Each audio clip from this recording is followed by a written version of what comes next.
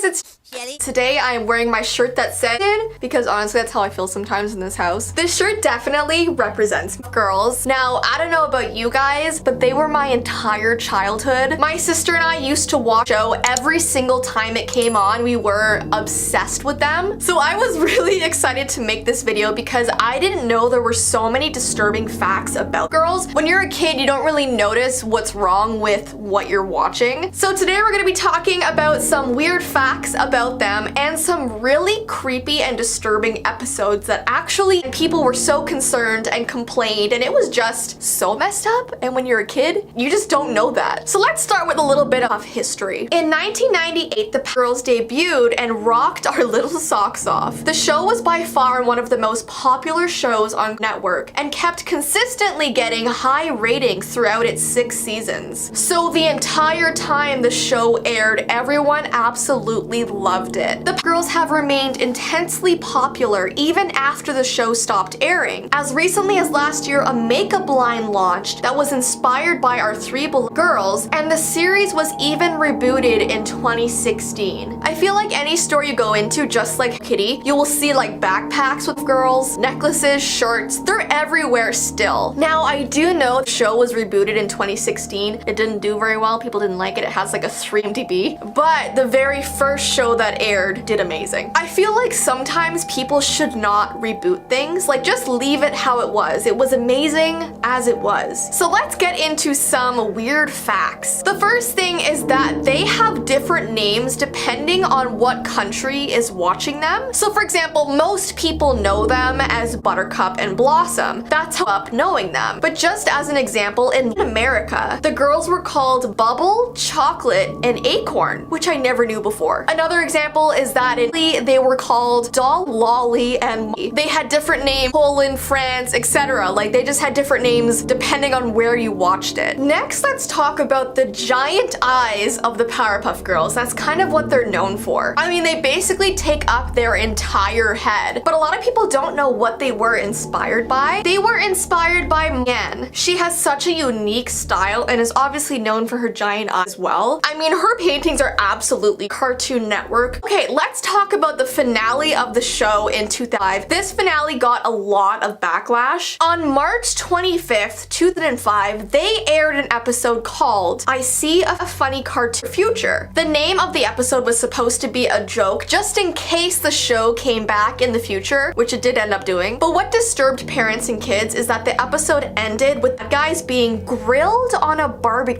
And this was a really big deal to kids because people always just wanted to see her face. It was like she was this unknown character and no one knew what she looked like. So I'll show you this shot of her face briefly being seen in an episode. And there were also these toys that came out in packaging. You could only see the back of it, so you would have to buy a toy to see her face. And I wish I could find a toy, but I can't. The next creepy thing about the show was the character called Freak Me Out. And there was actually a lot of backlash from parents saying it was appropriate to have a character like this on a kid's show, because obviously if you look at him, he greatly resembles somebody that comes from down under in hockey sticks. So parents were like, why would you create that type of character on a children's show? He is by far the most powerful of the villains and could arguably destroy the world if he wanted to. But it says he's also very good at making pancakes, so that's a good thing. The next thing you might not have known is the guy who voices Scream actually plays the voice of Mojo Jojo. It says that's right, the guy who runs around houses at night calling people and going to get them is the same guy who screams about being fed up with girls. I literally never made that connection until now, but I knew his voice sounded familiar. The next creepy thing that was aired in an episode was the 4th Powerpuff Girl. Basically, in this episode, the girls sneak into the professor's lab and try and make a new sister. They definitely do not get the ingredients right, and instead of using sugar and spice, they use